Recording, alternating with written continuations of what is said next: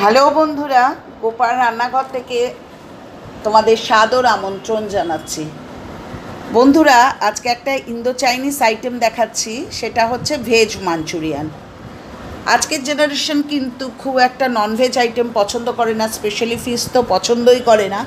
সেখানে ভেজিটেবল খাওয়া বিশেষভাবে প্রয়োজন, তো এমনি ভেজিটেবল তো তারা খুব একটা খেতে চায় না। সুতরাং তাদের জন্য এই ধরনের যদি চটপাটা আইটেম করে দেন, তাহলে রুটি, পরাটা কিংবা ভেজ ফ্রাইড রাইস কিংবা জিরা রাইস কিংবা চাইনিজ ভেজ ফ্রাইড রাইস, এগুলোর সাথে কিন্তু খুব সহজেই খুব সুন্দরভাবে বাচ্চারা খেয়ে নেবে।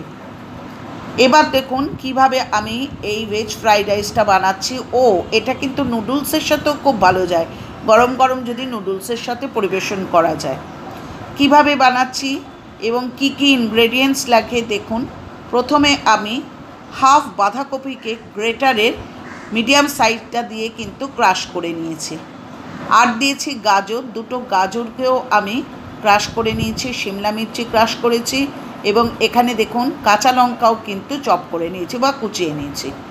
দেখুন একটা বড় পাত্রের মধ্যে আমি গাজর কুচিগুলো দিয়েছি, তারপর দিচ্ছি বাঁধাকপির কুচি, তারপর দিচ্ছি হচ্ছে লঙ্কা কুচিগুলো। ঠিক আছে বন্ধুরা, এরপর দিচ্ছি দেখুন যেটা শিমলা মির্চিটা গ্রেট করে রেখেছি, সেই শিমলা মির্চিটাও দিচ্ছি। এখানে আপনারা আমি পেঁয়াজ কুচিও দিয়েছি। ঠিক আছে।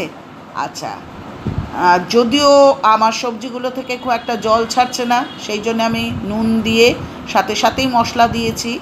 1 চামচ লঙ্কার গুঁড়ো, 1 চামচ হলুদের গুঁড়ো, একটু গোলমরিচের গুঁড়ো, 3 চামচ কর্নফ্লাওয়ার এবং 2 চামচ ক্রিস্পিনেসের জন্য 2 চামচ ময়দা।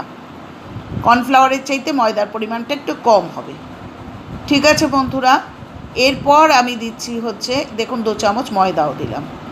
এরপর দিচ্ছি হচ্ছে half teaspoon ginger garlic paste. ঠিক আছে, half teaspoon ginger garlic paste. এবার গোটা মিশ্রণটাকেই আমি খুব ভালো করে মেখে নিচ্ছি। এখানে যেহেতু আমার একটু জল কম মনে হচ্ছিল, সুতরাং আমি অল্প করে জল দিয়েছি, দিয়ে একটু ময়দার প্রয়োজন, হাফ চামচের মতো ময়দা দিয়ে খুব ভালো করে মিশ্রণটাকে আমি মেখে নিলাম। ঠিক আছে বন্ধুরা, এরপর আমি কড়াইয়ে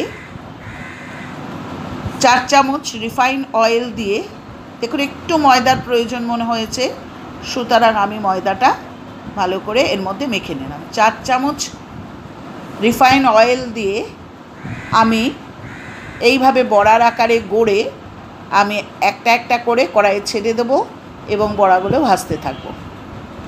এখানে বলার কথা যে এটা কিন্তু মিডিয়াম ফ্লেমে করবেন, কারণ যদি বেশি হাই ফ্লেমে করেন তাহলে কিন্তু ভেতরটা কাঁচা থাকবে, বাইরেরটা পুড়ে যাবে।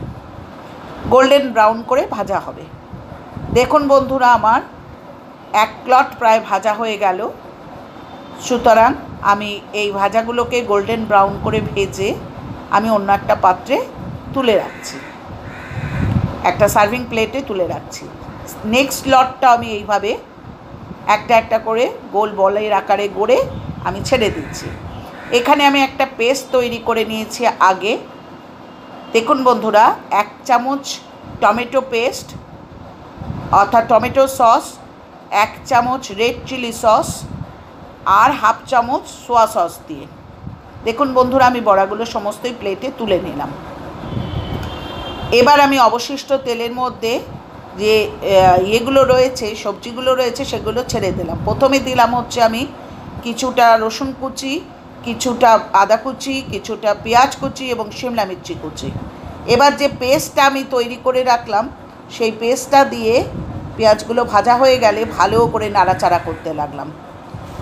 এই অবস্থায় আমি কিন্তু 1 চামচ লঙ্কার গুঁড়ো অর্থাৎ কাশ্মীরি লঙ্কার গুঁড়ো এবং 1 চামচ নুন দিয়ে দিয়েছি। আর কাঁচা লঙ্কাটা আমি আগেই ছেড়ে দিয়েছি।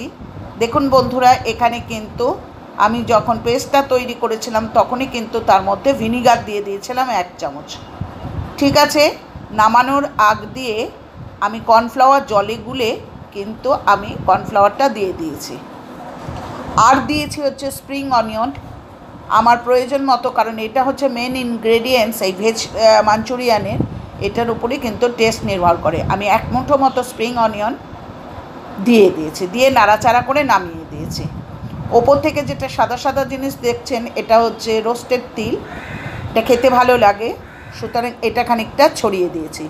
দেখেছেন বন্ধুরা আমার ভেজ মাঞ্চুরিয়ান তৈরি, কি সুন্দর দেখতে হয়েছে, ইয়ামি খেতে লাগে, বাচ্চারা খুব খুশি হয়ে যাবে, যে কোনো আইটেমের সাথে এটা যেতে পারে। সুতরাং এটা করে তাদের পরিবেশন করবেন, পরিবারের সদস্যরা বলুন, কোনো গেট টুগেদারে বলুন, কোনো পার্টিতে বলুন, এটা কিন্তু খুব ভালো একটা আইটেম। আর আবারও বলছি বন্ধুরা, আমার আইটেমগুলো যদি পছন্দ হয় তাহলে অবশ্যই আমার চ্যানেলটি সাবস্ক্রাইব করে পাশে থাকা বেল আইকনটি অবশ্যই প্রেস করবেন, লাইক করবেন, কমেন্ট করবেন, শেয়ার করবেন। আজকে আসি, আজ আসছি বন্ধুরা, পরের দিন আসবো আবার নতুন কোনো আইটেম নিয়ে। ভালো থাকবেন বন্ধুরা, আর অবশ্যই বেল আইকন